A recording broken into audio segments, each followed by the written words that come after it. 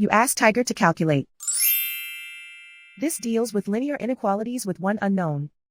The final result is x smaller than 13 over 4 smaller than 31 over 4. Let's solve it step by step. Swap sides.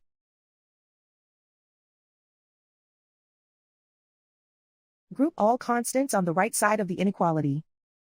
Subtract 3 over 4 from both sides.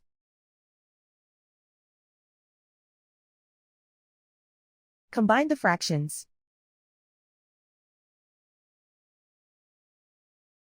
Combine the numerators.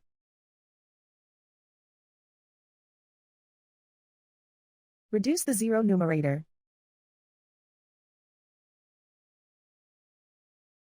Simplify the arithmetic.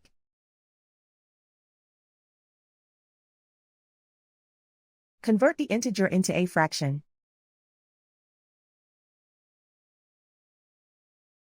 Combine the fractions.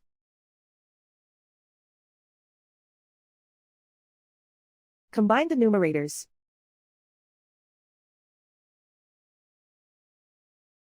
Plot the solution on a coordinate grid.